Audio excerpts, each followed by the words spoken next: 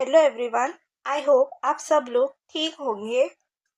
तो कल हमने पढ़ा था एटॉमिक स्ट्रक्चर, जिसके हमने लॉस ऑफ कॉम्बिनेशन और डिस्कवरी ऑफ सब एटॉमिक पार्टिकल्स पढ़े थे।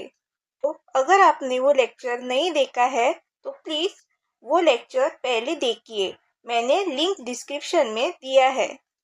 तो चलिए आज का ये लेक्चर शुरू करते हैं। तो पहले हम पढ़ेंगे डाल्टन्स एटॉमिक थियरी के बारे में।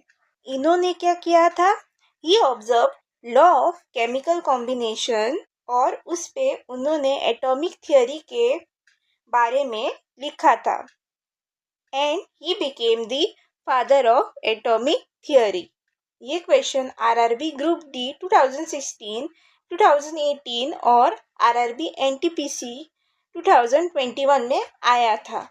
फिर हम देखेंगे प्रॉपर्टीज और कैरेक्टरिस्टिक्स ऑफ मैटर के बारे में। आई थिंक ये सब मैंने कल वाली वीडियो में पढ़ाया था, तो आप कल वाली वीडियो में देखे पता चल जाएगा। फिर हम आते हैं Thompson model of an atom पे। तो थॉमसन जी ने क्या किया था? आप सभी ने वाटरमेलन तो देखा ही होगा, जो पूरा रेड कलर का होता है और उसके अंदर सीड्स ढसे हुए होते हैं।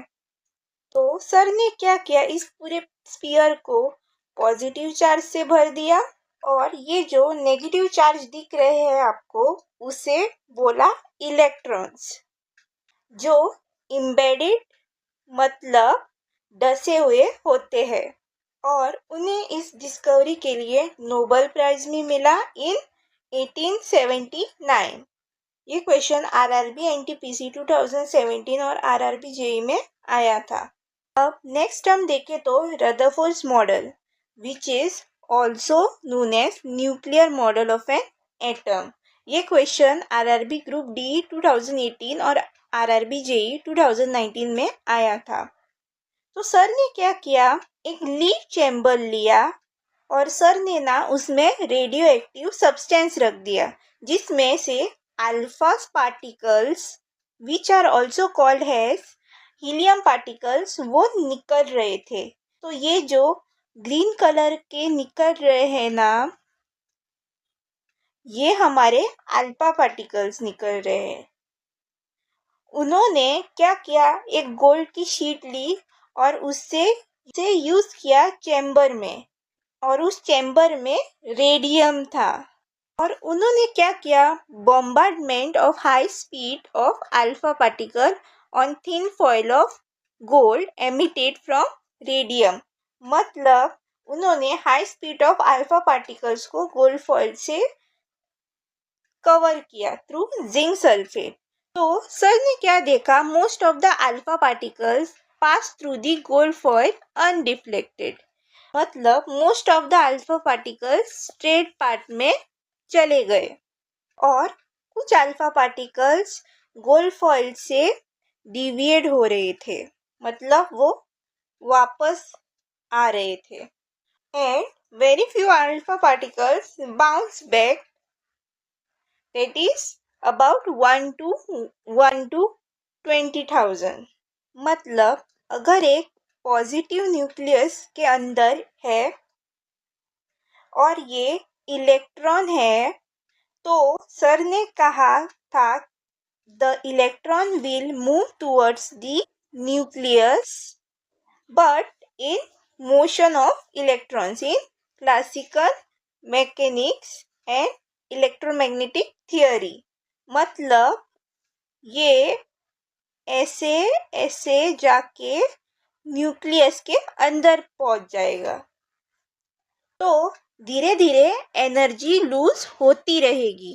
तो इलेक्ट्रॉन्स न्यूक्लियस के अराउंड मूव करते रहेंगे और वो न्यूक्लियस में पहुंच जाएंगे, विच इज नॉट पॉसिबल।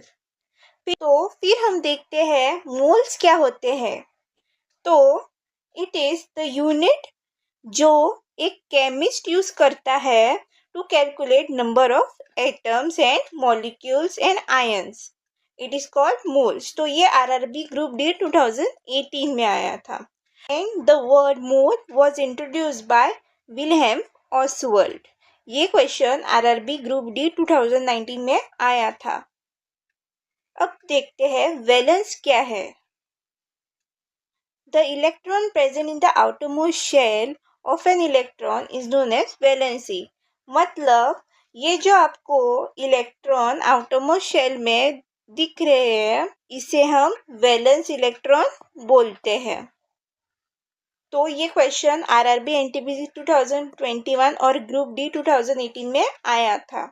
तो चलिए आगे बढ़ते हैं। अब हम बात करेंगे एटॉमिक नंबर के बारे में। It is the unit of positive charge present in the atom. It is known as atomic number। मतलब atomic number is equal to number of protons and number of electron. ये question RRB JE में 2 बार पूछा गया है। RRB NTPC और RRB group D 2018 में आया था। तो ये क्वेश्चन बहुत ज़्यादा इम्पोर्टेंट है। एटॉमिक नंबर ऑफ हाइड्रोजन सिर्फ एक प्रोटॉन से बना है। ये टॉपिक आरआरबी एनटीपीसी 2016 में आया था। तो मास नंबर क्या है, इसे हम डिनोट करते हैं ए से, और ये है number of protons plus number of neutrons. इसे हम मास नंबर बोलते हैं। And protons plus neutrons are collectively known as nucleus found in nucleus. ये क्वेश्चन आरआरबी ग्रुप डी में आया था। आगे बढ़ते हैं। आइसोटोप्स क्या होते हैं? They have different mass number और different neutrons but have same atomic number. मतलब जैसे कि आप देख रहे हैं chlorine has atomic mass 35 and atomic number 17, और दूसरे क्लोरीन में देखें तो it has atomic number 17 but it has different mass number. तो आगे देखते हैं। Most common isotopes used in nuclear weapon are of uranium and plutonium। ये क्वेश्चन आरआरबी जेई 2014 में आया था।